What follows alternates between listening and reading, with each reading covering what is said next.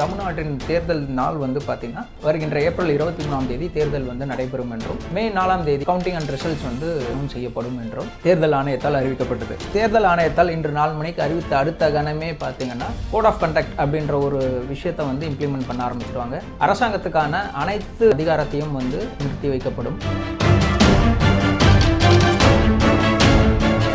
Officers தான் ஒரு முக்கியமான போர் உள்ளவங்களாக இருப்பாங்க. இனி வரும் காலங்களில் அரசு எந்த ஒரு புதிய திட்டத்தையும் அறிவிக்கக்கூடாது. ஆல்ரெடி அறிவித்த திட்டத்தையும் புதுசாக எந்த ஒரு விஷயத்தையும் அவங்க செயல்படுத்தக்கூடாதுன்றது தான் இவங்களோட இதுதான் எலெக்ஷன்ஸோட ஒரு கான்டெக்ட்.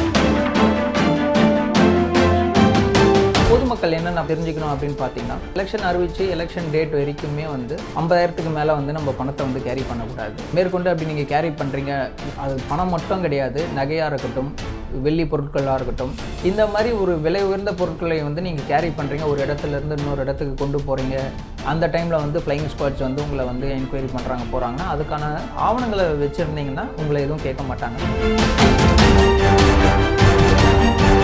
அரசு ஊழியர்கள் யாருமே எந்த ஒரு கட்சி சார்பாகவும் அவங்க செயல்படக்கூடாது. இந்த கட்சிக்கு ஒரு ஃபேவராகவோ இல்லை எதிர்கட்சிக்கு ஃபேவராகவோலாம் அவங்க செயல்படக்கூடாது. இதுதான் பொதுவான எலெக்ஷன்ஸோட கண்டக்ட் இதுதான். இப்போ ஒரு கட்சியை சார்ந்து கூட ஒரு பிரச்சாரம் பண்ணலாம். ஒரு தனிநபர் தாக்குதலாக ஈவன் எந்த ஒரு கட்சியாக இருக்கட்டும், எந்த ஒரு அமைச்சர்களாக இருக்கட்டும், முன்னாள் அமைச்சர்கள், எம்எல்ஏக்களாக இருக்கட்டும், ஒரு தனிநபரை தாக்கக்கூடிய மாதிரியான ஒரு விஷயங்களை நம்ம போடக்கூடாது. ஈவன் பப்ளிக் டொமைன்ஸில் இருக்கிறவங்க, யூடியூப் சேனல்ஸ், இவங்களாமே என்னென்னா போலீஸ் ஃபுல் ரவுண்ட்ஸாக ஃபுல் ஃப்ளெட்ஜாக இந்த ஒரு 1.5 மாதம் அவங்களோட கண்காணிப்பு அதிகமாக இருக்காங்க. மக்கள் அனைவருக்கும் வணக்கம். சட்டமும் சமூகம் நிகழ்ச்சியின் மூலம் உங்களை சந்திப்பதில் மகிழ்ச்சி அடைகிறேன். இப்போ நம்ம பார்க்க போகிறது என்ன அப்படின்னு பார்த்தீங்கன்னா, விறுவிறுப்பான ஒரு செய்திகள் தான். தமிழ்நாடே இனி வரும் காலங்களில் அடுத்த 1.5 மாதத்துக்கு பரபரப்பாக இருக்கும். காரணம் தேர்தல் 2026. இன்றைக்கி 15/3/2026 அன்னைக்கு ஈவினிங் 4 மணிக்கு தேர்தல் ஆணையம் 5 மாநிலங்களுக்கான தேர்தல் தேதியை அறிவிச்சது. அது பிரகாரம் பார்த்திங்கன்னா, தமிழ்நாட்டின் தேர்தல் நாள் பார்த்திங்கன்னா வருகின்ற ஏப்ரல் 23ஆம் தேதி தேர்தல் நடைபெறும் என்றும் மே 4ஆம் தேதி கவுண்டிங் அண்ட் ரிசல்ட்ஸ் செய்யப்படும் என்றும் தேர்தல் ஆணையத்தால் அறிவிக்கப்பட்டது. தேர்தல் ஆணையத்தால் இன்று 4 மணிக்கு அறிவித்த அடுத்த கணமே பார்த்தீங்கன்னா கோட் ஆஃப் கண்டக்ட் அப்படின்ற ஒரு விஷயத்தை இம்ப்ளிமெண்ட் பண்ண ஆரம்பிச்சிடுவாங்க. அரசாங்கத்துக்கான அனைத்து அவர்களுக்கான அதிகாரத்தையும் நிறுத்தி வைக்கப்படும். இனி கவர்மெண்ட் ஆஃபீஸர்ஸில் எல்லாமே பார்த்தீங்கன்னா சிஎம் ஃபோட்டோஸு, இது இருக்க நல்ல திட்டங்கள், அதை பற்றி அவங்க போட்டிருந்த அட்வர்டைஸ்மெண்ட்ஸ் எல்லாத்தையுமே ரிமூவ் பண்ண ஆரம்பிச்சிருவாங்க. ரிமூவ் பண்ணதுக்கு மட்டும் இல்லாமல் பொது வழியில் இருக்கிற கட்சி தலைவர்கள் சிலைகள் ஒரு துணியை வச்சு மூடப்பட வேண்டும். Flying squads full and full ஃப்ளெட்ஜில் எலெக்ஷன் கமிஷன் தான் அடுத்த 1.5 மாதம் இந்த 5 மாநிலத்திலையும் பார்த்தீங்கன்னா எலெக்ஷன் ஆஃபீஸர்ஸ் தான் ஒரு முக்கியமான பவர் உள்ளவங்களாக இருப்பாங்க. இனி வரும் காலங்களில் அரசு எந்த ஒரு புதிய திட்டத்தையும் அறிவிக்கக்கூடாது. ஆல்ரெடி அறிவித்த திட்டத்தையும் புதுசாக எந்த ஒரு விஷயத்தையும் அவங்க செயல்படுத்தக்கூடாதுன்றது தான் இவங்களோட இதுதான் எலெக்ஷன்ஸோட ஒரு கான்டெக்ட் அப்படின்னு பார்த்தீங்கன்னா, பொதுமக்கள் என்னென்ன தெரிஞ்சுக்கணும் அப்படின்னு பார்த்தீங்கன்னா, எலெக்ஷன் அறிவிச்சு எலெக்ஷன் டேட் வரைக்குமே 50,000க்கு மேலே நம்ம பணத்தை கேரி பண்ணக்கூடாது. மேற்கொண்டு அப்படி நீங்கள் கேரி பண்ணுறீங்க, அது பணம் மட்டும் கிடையாது, நகையாக இருக்கட்டும், வெள்ளி பொருட்களாக இருக்கட்டும், இந்த மாதிரி ஒரு விலை உயர்ந்த பொருட்களை நீங்கள் கேரி பண்ணுறீங்க, ஒரு இடத்துலேருந்து இன்னொரு இடத்துக்கு கொண்டு போகிறீங்க, அந்த டைமில் ஃப்ளைங் ஸ்குவாட்ஸ் உங்களை என்கொயரி பண்ணுறாங்க போகிறாங்கன்னா அதுக்கான ஆவணங்களை வச்சுருந்தீங்கன்னா உங்களை எதுவும் கேட்க மாட்டாங்க. முடிஞ்ச அளவுக்கு அதை தவிர்க்கணும். அதிகமான பண பரிமாற்றத்தையோ இல்லை இந்த மாதிரியான செயல்களை இப்போது செய்யக்கூடாதுன்றது தான் ஒரு மக்களும் தெரிஞ்சிக்க வேண்டிய விஷயங்கள். சார், இப்போ பணத்தேவைன்னு ஒன்று இருக்கும்ல. இப்போ வியாபாரிகளுக்கு கையில் 1 லட்ச ரூபா இருந்தால் தான் ஸ்டாஃப்ஸுக்கு சம்பளம்ன்றது கையில் கொடுக்க முடியும். ஒரு கல்யாணம் பண்ணுறவங்க நகை பணம்ன்றது இருந்தால் தான் அவங்களால கல்யாணத்தை நடத்த முடியும். இப்போ அவங்க அந்த 50,000க்கு மேலே ஒரு பணத்தையோ ஒரு பொருளையோ எடுத்துகிட்டு போனோன்னா, அதாவது நீங்கள் கேட்குற கேள்விக்கு என்ன ஒரு பதில்னு பார்த்தீங்கன்னா, 50,000க்கு மேலே எடுத்துகிட்டு போகக்கூடாதுன்றது கிடையாது. அப்படி எடுத்துகிட்டு போகும்போது அதற்கான ஆவணங்களை, இப்போ நீங்கள் கேட்குற கேள்வியிலேயே பார்த்தீங்கன்னா, ஒரு கல்யாணம் இருக்குது அப்படின்னா, கல்யாணத்துக்கு தான் நான் வாங்க போகிறேன், ஒரு நகை வாங்க போகிறேன், ஒரு துணிமணி வாங்க போகிறேன், இந்த பணம் எனக்கு எப்படி வந்தது, என்னோடய சேவிங்ஸில் வந்தது. ஸோ அந்த இடத்துல இது பாருங்கள், இது மாதிரி எனக்கு ஏப்ரல் மாதம் என் பொண்ணு கல்யாணம் வச்சுருக்கேன், என் பையனுக்கு கல்யாணம் வச்சுருக்கேன், ஸோ அதுக்கு தான் நான் நகை வாங்க போகிறேன், துணி கடைக்கு போகிறேன், இப்படி ஒரு ப்ராப்பர் ஆவணத்தை வச்சுருந்தீங்கன்னா உங்களை ஃப்ளைங் ஸ்குவாட் எதுவும் கேட்க மாட்டாங்க. என்ன ஒரு காரணம்னா, அந்த பணம் உங்களுக்கு எந்த வகையில் வந்தது. இப்போ நீங்கள் பேங்க்லேருந்து விட்ரா பண்ணிட்டு போகிறீங்க அப்படின்னா பிரச்சனை கிடையாது. முடிஞ்ச அளவுக்கு பணமாக கேரி பண்ணுறதை விட்டு கார்டாக நீங்கள் அங்கே போய்ட்டு, இப்போ ஜிபே வந்துச்சு, எவ்வளோ ஃபெசிலிட்டிஸ் வந்துடுச்சு, முடிஞ்ச அளவுக்கு பணமாக கேரி பண்ணாமல் பேங்க் அக்கௌண்ட்டில் வச்சுருந்து நீங்கள் அங்கே போகும்போது வந்து ஆன்லைன் டிரான்சாக்ஷன்ஸ் அந்த மாதிரியான பண பரிவர்த்தனையை வந்து பயன்படுத்துறது நல்லது மக்களுக்கு. இதை மீறி அவங்க பிடிச்சாங்க, அதில் ஏதேனும் சந்தேகம் இருக்குது போது வருதுன்னா அந்த ப்ராசஸ் வந்து அவங்க கஸ்டடியில் எடுத்துகிட்டு அதுக்கப்புறமா வந்து அதை அவங்க தீர விசாரித்து எலெக்ஷன்ஸ்லாம் முடிஞ்ச பிறகு தான் நம்ம கைக்கு வரா மாதிரி இருக்கும். இந்த காலதாமதங்கள் இதெல்லாம் வந்து தவிர்க்கணும் அப்படின்னா மக்கள் நம்ம வந்து அதுக்கேற்ற மாதிரி நம்ம செயல்படணும். தேவையில்லாமல் நம்ம எடுத்துகிட்டு போய் மாட்டிட்ட பிறகு அதை நம்ம வந்து கணக்கு காமிச்சு ப்ரொசீட் பண்ணி நம்ம வாங்குறது இதெல்லாம் தேவையில்லாத ஒரு அலைச்சலாக இருக்கும்னு நான் நினைக்கிறேன். சார் இப்போ வந்து முதலமைச்சர் வந்து தேர்தல் தேர்வு அறிவித்ததுலேருந்து எவ்வளோ நாளில் சார் பதவியை ராஜினாமா பண்ணுவாங்க? இப்போ இவங்க இந்த எலெக்ஷன் டேட் வந்த பிறகு தான் வந்து எலெக்ஷன் டேட் வரைக்கும் அவர் தான் சிஎம். பட் என்னென்னா எந்த ஒரு அதிகாரமும் கிடையாது அவர்களுக்கு.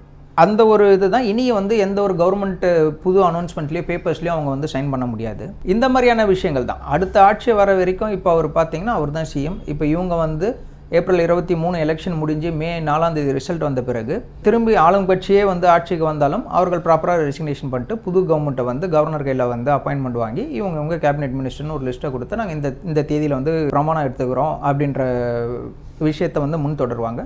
புதுசாக வேறு ஏதேனும் கட்சி வந்தாலும் எதிர்கட்சியாக இருக்க அதிமுக வந்தாலும் நாளைக்கு ஆட்சியை பிடிச்சாலும் அவங்களுக்கும் இதே ப்ரொசீஜர் தான். அப்போ இவங்க எலெக்ஷன் ரிசல்ட்ஸ் வந்த அன்றைக்கி இவங்க ப்ராப்பராக ரெசிக்னேஷன் லெட்டர்ஸ் கொடுப்பாங்க. அவங்க வந்து செலக்ட் ஆனவங்க வந்து அதில் அவங்களோட கவுன்சில் மினிஸ்டர்ஸ் வந்து யார் அதில் யார் முதலமைச்சர் வேட்பாளர் அதை வந்து லிஸ்ட்டை வந்து கவர்னர் கையில் கொடுப்பாங்க. சரி, இது இல்லாமல் வந்து வேறு என்ன விதிமுறைகள்லாம் தேர்தல் ஆணையம் இன்றைக்கி வெளியிட்டிருக்காங்க? தேர்தல் ஆணையம் விதிமுறைகள் பார்த்தீங்கன்னா மெயின் விதிமுறைகள் இதுதான். ஆஸ் ஆஃப் நவ் என்னன்னு பார்த்தீங்கன்னா அடுத்த 1.5 மாதம் வந்து ஃபுல் ஃப்ளெட்ஜாக வந்து எந்த ஒரு பொது வெளியிலையும் வந்து இந்த அரசு வந்து இது எலெக்ஷன்ஸ் வரைக்கும். ஏன்னா நீங்கள் போகும்போது ஒரு கட்சி தலைவரோட சிலை அங்கே இருந்ததுன்னு அதை பார்த்தா அது வந்து உங்களை வந்து ஒரு தூண்டுதலாக இருக்கக்கூடாதுன்றது தான் இந்த மாதிரியான ஒரு கண்டக்ட்ஸை வந்து பண்ணுறாங்க. இப்போ நீங்கள் பார்த்தீங்கன்னா எலெக்ஷன் டேட் அனௌன்ஸ் பண்ண அடுத்த நிமிஷமே வந்து திமுகவினர் வந்து திமுக கட்சியிலேருந்து அவங்க வந்து வருகின்ற 17ஆம் தேதியிலேருந்து நேர்காணல் ஆரம்பிக்கிறதாக அவங்க அறிவிப்பை வந்து ஒன்று கொடுத்துருந்தாங்க. இப்போ விருப்ப மனு வந்து கொடுக்க ஆரம்பிச்சிட்டாங்க. இனி வரும் காலங்களில் வந்து கட்சிகள் வந்து அவங்களோட பங்கீடு மக்கள் வந்து யார் யாருக்கு விருப்பம் இருக்கோ அவங்களோட விருப்ப மனு நான் வந்து இந்த கட்சியில் வந்து நான் எம்எல்ஏவாக இருக்கிறதுக்கு வந்து விருப்பப்படுறன்ற விருப்ப மனுவை கொடுத்த பிறகு இந்த எலெக்ஷன் குழு வந்து அவங்க இதை வந்து எந்தெந்த விருப்ப மனுவை வந்து ஸ்க்ரூட்டனைஸ் பண்ணி அதில் வந்து அவங்கள வந்து ஒரு நேர்காணல் கண்டக்ட் பண்ணி எல்லா கட்சியினரும் வந்து இவங்க தான் இந்த தொகுதிக்கான கேண்டிடேட் என்பதை வந்து அவங்க அறிவிப்பாங்க. சார், இப்போ பிரச்சாரன்றது வந்து தேர்தல் தேதி வரத்துக்கு முன்னாடியே எல்லா கட்சிகளும் ஆரம்பிச்சிட்டாங்க ஆளுங்கட்சியை தவிர. இப்போ வந்து தேர்தல் தேதி அறிவிச்சதுலேருந்து பிரச்சாரத்துக்கு வந்து விதிமுறைகள்னு இதாக இருக்கா? ஆமாம், பிரச்சாரத்துக்கான விதிமுறைகள் வந்து கண்டிப்பாக இருக்குது. தேர்தல் கமிஷன் வந்து அதை வந்து என்ன விதமான பிரச்சாரங்கள் பண்ணணும்ன்ட்டு இப்போ ஒரு கட்சியை சார்ந்து கூட ஒரு பிரச்சாரம் பண்ணலாம். ஒரு தனிநபர் தாக்குதலாக வந்து ஈவன் எந்த ஒரு கட்சியாக இருக்கட்டும் எந்த ஒரு அமைச்சர்களாக இருக்கட்டும் முன்னாள் அமைச்சர்கள் எம்எல்ஏக்களாக இருக்கட்டும் ஒரு தனிநபரை தாக்கக்கூடிய மாதிரியான ஒரு விஷயங்களை வந்து நம்ம போடக்கூடாது. ஈவன் வந்து பப்ளிக் டொமைன்ஸில் வந்து இருக்கிறவங்க யூடியூப் சேனல்ஸ் இவங்களாமே என்னென்னா போலீஸ் வந்து ஃபுல் ரவுண்ட்ஸாக ஃபுல் ஃப்ளெட்ஜாக வந்து இந்த ஒரு 1.5 மாதம் வந்து அவங்களோட கண்காணிப்பு அதிகமாக இருக்கும். ஏதேனும் வந்து ஒரு கட்சியை பற்றியோ இல்லை ஒரு தலைவரை பற்றியோ நம்ம அவதூறு எதோ பரப்புறோமா அப்படி பரப்புனா அது வந்து அவங்களோட எலெக்ஷன்ஸை வந்து பாதிக்கும். அவர்களை வந்து அப்படி பரப்புறவர்களை வந்து கைது செய்வதற்கான அனைத்து உரிமைகளும் வந்து காவல்துறையினருக்கு இருக்கு. இது மட்டும் இல்லாமல் பார்த்தீங்கன்னா வந்து ஸ்டேட் கிராஸ் பார்டர்ஸ் லைக் இப்போ நீங்கள் கேரளால இருந்து கோயம்புத்தூர் இந்த மாதிரியான மாநிலங்களில் இருக்கிற அந்த பார்டர்ஸில் வந்து பார்த்தீங்கன்னா செக்கிங்ஸ்லாம் அதிகமாக இருக்கும். ஏன்னா இப்போ கேரளாலையும் எலெக்ஷன்ஸ் நடக்கிறதுன்றதுனால இப்போ கேரளா டு கோயம்புத்தூர் உள்ளே வந்து போகிறவங்களுக்கு வந்து செக்கிங்ஸ். ஏன்னா இங்கேருந்து ஏதாவது பணம் அங்கே எடுத்துகிட்டு போகிறாங்க எலெக்ஷன்ஸ்க்கு, இல்லை அங்கேருந்து இங்கே ஏதாவது பணம் வந்து எலெக்ஷன் கொடுக்கறதுக்கு வருஷம் எடுத்துகிட்டு வர போகிறாங்கன்றதை வந்து தவிர்ப்பதற்கோ இல்லை ஒரு கண்காணிப்புகள் வந்து அதிகமாக இருக்கும். அது இல்லாமல் போலீஸு எலெக்ஷன் ஆஃபீஸர்ஸ் வந்து ஃபுல் ஃப்ளெட்ஜாக வந்து ஃப்ளைங் ஸ்குவாட்ஸ் எல்லாமே எல்லா இடத்துலையும் இருக்கும்.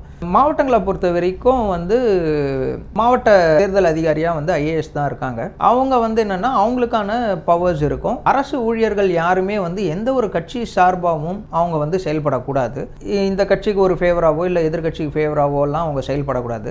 இதுதான் வந்து பொதுவான எலெக்ஷன்ஸோட கண்டக்ட் வந்து இதுதான். விதிமுறைகள் வந்து நார்மலாக வந்து இப்போ எலெக்ஷனுக்கு ஒரு நாள் முன்னாடி வரைக்கும் அவங்க பிரச்சாரத்தை பண்ணலாம். பிரச்சாரத்துக்கான தேதி இருக்கும். அதை வந்து ப்ராப்பராக வந்து போலீஸ் கையில் வந்து பர்மிஷன் வாங்கணும். திருமுனை கூட்டங்கள் எப்போ போடணும் இது எல்லாமே வந்து பார்த்தீங்கன்னா வந்து போலீஸ் பெர்மிஷன் வாங்கி அந்தந்த கட்சிகள் வந்து அதுக்கேற்ற மாதிரியான செயல்முறைகளை வந்து அவங்க ஆல்ரெடி இருக்கிற நடைமுறைகளை அவங்க வந்து ஃபாலோ பண்ணுவாங்க. இதுக்கப்புறமா பார்த்தீங்கன்னா இந்த நேர்காணல் முடிஞ்ச பிறகு பார்த்தீங்கன்னா வருகின்ற 30ஆம் தேதி மார்ச் 30லேருந்து பார்த்தீங்கன்னா இந்த நேர்காணல் முடிஞ்சு எந்தெந்த கேண்டிடேட்ஸ் வந்து அந்த கட்சிகளால் வந்து அறிவிக்கப்படுறாங்களோ அவங்களோட நாமினேஷனை வந்து அவங்க வந்து மாவட்ட தேர்தல் அதிகாரியிடம் வந்து கொடுக்க ஆரம்பிக்கலாம். 30ஆம் தேதியிலேருந்து 6/4 வரைக்கும் வந்து அதுக்கான டைம் இருக்குது. பிட்வீன் வந்து இப்போ நான் 30ஆம் தேதி ஒரு என்னோட விருப்ப மனு, என்னோட வேட்பு மனு வந்து நான் தாக்கல் செய்கிறேன் அப்படின்னு பார்த்தீங்கன்னா, அதில் ஏதேனும் குறைகள் இருந்ததுன்னா அதை வந்து நம்மளுக்கு திருப்பி கொடுத்து, அதில் ஏதேனும் இருக்கிற தவறை வந்து சரி செய்ய சொல்கிறதுக்கு வந்து தேர்தல் அதிகாரிக்கு அனைத்து பவரும் இருக்குது. இதுக்கப்புறமா அந்த அஃபிடவிட்ஸ் இதை பற்றிலாம் வந்து அடுத்த பதிவில் வந்து ஒரு கேண்டிடேட் எலெக்ட் ஆன பிறகு அவங்களுடைய ரோல்ஸ் என்ன, ரெஸ்பான்சிபிலிட்டிஸ் என்ன அப்படின்றத பற்றி நம்ம பார்க்கலாம்.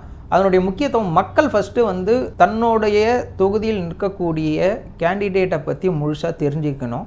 இதை பற்றிலாம் வருகின்ற பதிவில் வந்து நம்ம அது சட்ட ரீதியாக என்ன சொல்லுது, அவங்க வந்து என்ன விதிமுறைகளை வந்து ஃபாலோ பண்ணணும், இது எல்லாத்தையுமே வந்து வருகின்ற பதிவில் வந்து பார்ப்போம். இப்போ பொதுமக்களுக்கு என்ன ஒரு கியூரியாசிட்டினா, சவுக்கு சங்கர் வந்து மறுபடியும் வந்து காணொலி வந்து வெளியிடுவாரா? ஏன்னா வந்து சவுக்கு சங்கரோட கண்டென்ட்டே ஃபுல்லாக பொலிட்டிக்கலை பற்றி தான் இருக்கும். இப்போ வந்து எலெக்ஷன் டேட் வேறு அனௌன்ஸ் பண்ணிட்டாங்க. இப்போ வந்து சவுக்கு சங்கர் வந்து ஒரு பொலிட்டிக்கல் பார்ட்டியை பற்றி யூடியூப்பில் பேசலாமா? இல்லை, அதுதான் இப்போ அவங்களோட அந்த பெயில் கண்டிஷன் ஃபர்தர் நம்ம வந்து அவர் இப்போது பெயிலில் இருக்கார். ஹைகோர்ட் வந்து ரெஸ்ட்ரிக்ஷன்ஸ் வந்து விதிச்சிருக்காங்க. அவர் வந்து எந்த ஒரு அந்த காரணத்தினால தான் அவருடைய சேனல்லையே வந்து முடக்கப்பட்டதுக்கு காரணம் என்னென்னா, அவருக்கு பெயில் கொடுத்தது வந்து உடல்நிலை சரியில்லாத காரணத்தினால தான் வந்து அவருக்கு பெயில் வழங்கினதுனால அவர் வந்து இந்த வீடியோஸ் போடுறது இதெல்லாம் தவிர்க்கணும். கூட இருக்கும் வந்து பணிபுரிந்தவர்களிடம் வந்து அக்யூஸ்டுன்னு சொல்லக்கூடிய மீதி 2 வந்து அவர் பேசக்கூடாது, தொலைபேசியிலையும் எந்த ஒரு வகையிலுமே அவங்கள தொடர்பு கொள்ளக்கூடாதுன்றது தான் இது. அதை தொடர்ந்து வந்து நம்ம காவல்துறையினர் வந்து உயர்நீதிமன்றத்தை அணுகி வந்து அவரோட பெயிலை கேன்சல் பண்ணணும்னு சொன்ன ப்ளீயும் வந்து நம்ம ஜஸ்டிஸ் வேல்முருகன் அவர்களால் வந்து இது பண்ணி இப்போ ஆர்டர்ஸ் வந்து ரிசர்வ் பண்ணியிருக்காங்க. ஸோ அந்த ஆர்டர்ஸ் வர வரைக்கும் அடுத்த கட்டமாக அவரால் எந்த ஒரு செயலுமே வந்து அவர் செய்ய முடியாதுன்றது தான் இப்போ இருக்கிற வரைக்கும் சுச்சுவேஷன் இதுதான். ஏன்னா இன்றைக்கி சாயந்தரம் என்ன பண்ணியிருக்காருன்னா, விரைவில் வருகிறேன்னு ஒரு ட்வீட் போட்டிருக்காரு மீசியை முறுக்கிட்டு. அதுதான் விரைவில் வருகிறேன் என்று அவர் போட்டிருக்காரு அப்படின்னு சொன்னீங்கன்னா, இதுக்கான ஆர்டர்ஸ் இப்போ அவர் வந்து ஒரு வேளை வந்து உச்சநீதிமன்றத்தை அணுகலாம். ஸோ இந்த மாதிரியான விஷயங்கள் ஏதாவது இருக்கும், அதை நம்ம பொறுத்து இருந்து தான் பார்க்கணும். ஏன்னா அவர் தனிநபர், அவர் வந்து என்ன சொல்கிறதுக்குமே வந்து அவருக்கான முழு சுதந்திரம் இருக்குது. அது விரைவில்ன்றது அது நாளைக்கான்றதை நம்ம வந்து இன்றைக்கி வந்து நம்ம டிசைட் பண்ண முடியாது. ஆனால் விரைவில் வரணுன்றது தான். இப்போ என்ன மாதிரி ஒரு சட்டம் படித்தவங்களை கேட்டிங்க அப்படின்னா, இது வந்து அவரோட ஒரு ஒட்டுமொத்த கருத்து சுதந்திரத்தையே வந்து அவாய்ட் பண்ணுற மாதிரியான ஒரு விஷயமாக தான் நாங்கள் பார்க்குறோம். கான்ஸ்டியூஷனில் ஒரு தனிநபருக்கு வந்து பேச்சுரிமை, கருத்து சுதந்திரம் கொடுத்துருக்குன்னும் போது இந்த மாதிரி டைமில் இது மட்டும் இல்லாமல் இதை நான் எப்படி பார்க்குறேன்னு பார்த்தீங்கன்னா, அவரோட வாழ்வாதாரம் இப்போ எல்லா ஜேர்னலிஸ்ட்டுக்கும் இருக்கட்டும், யூடியூபர்ஸ்க்காக இருக்கட்டும், அடுத்த 1.5 மாதம் எலெக்ஷன்ஸை பற்றி அவங்க பேசும்போது அவங்களுக்கு ஒரு ரிவ்யூஸ் போகும்.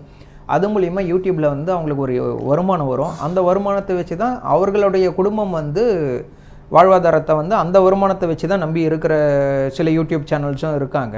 இப்போ நம்மலாம் பார்த்திங்கன்னா ப்ரொஃபஷ்னலாக அட்வொகேட்டுன்றதுனால இதை வந்து ஒரு செகண்டரியாகவும் மக்களுக்கான ஒரு நல்லது, மக்களுக்கான ஒரு விழிப்புணர்வாக செய்யணுன்றதை தான் இந்த சேனல், நம்ம சேனலோட நோக்கம் அதுதான். பணம் சம்பாதிப்பதுன்றதை தவிர இப்போ என்ன மாதிரி ஆட்களுக்கு பார்த்திங்கன்னா ஒரு ப்ரொஃபஷன் ஒன்று இருக்குது, என்னோடய ஃபேமிலியை பார்த்துக்கிறதுக்கு அதில் வர இன்கம்ஸ்ன்னு ஒன்று இருக்குது.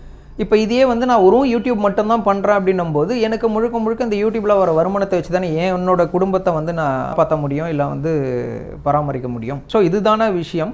இதில் வந்து நீதிமன்றங்களும் இந்த மாதிரியான விஷயங்களெல்லாம் வந்து யோசிக்க வேண்டும். ஏன்னா நீதிமன்றங்கள் ஒரு தனிநபருடைய மிகப்பெரிய நம்பிக்கையே வந்து நீதிமன்றங்கள் தான். ஒரு அரசாங்க அதிகாரியாக இருக்கட்டும், அரசியல் தலைவர்களாக இருக்கட்டும், அரசியல் கட்சிகளாக இருக்கட்டும், ஒரு தனிநபரை வந்து ஒரு நெருக்கடி கொடுக்குதுன்ற போது அந்த தனிநபருக்கு இருக்கிற ஒரே இடம் வந்து நீதிமன்றம் தான். அந்த நீதிமன்றம் வந்து தகுந்த உத்தரவுகளை வந்து பிறப்பிக்கணும். ஈவன் இந்த பெயில் ரிசர்வ் பண்ணதுலேயுமே பார்த்தீங்கன்னா உச்சநீதிமன்றம் சந்தர்ப்பங்கள்லாம் அவங்க சொல்லியிருக்காங்க. இப்போ அதாவது எப்படின்னா, இன்னைக்கு நான் ரிசர்வ் ஃபார் ஆர்டர்ஸ்ன்னு ஒரு நீதிபதி வந்து அவர்கள் வந்து சொல்கிறாங்க அப்படின்னா, இன்னும் ஒரு வாரத்தில் வந்து இதுக்கான தீர்ப்பு வழங்கப்படும் அப்படின்ற டேட்டை ஃபிக்ஸ் பண்ணுங்கன்றது தான் இன்னைய வரைக்கும் நடைமுறையில் இருக்கிறது. இப்போ சமீபத்தில் கூட உச்சநீதிமன்றம் சொல்கிற ஒரு விஷயம் வந்து அதுதான். நீங்கள் காலை வரையற்று வந்து ரிசர்வ் ஃபார் ஆர்டர்ஸ்ன்னு இருக்கக்கூடாது, ஒரு குறிப்பிட்ட தேதியை வந்து குறிப்பிட்டு இந்த தேதிக்குள் வந்து இதற்கான ஆர்டர்ஸ் வந்து வெளியிடப்படும்ன்றதை வந்து டிசைட் பண்ணுங்கன்றதை தான் சொல்கிறாங்க. பொறுத்து இருந்து தான் பார்க்கணும் அதை பற்றி என்னன்றது. நன்றி.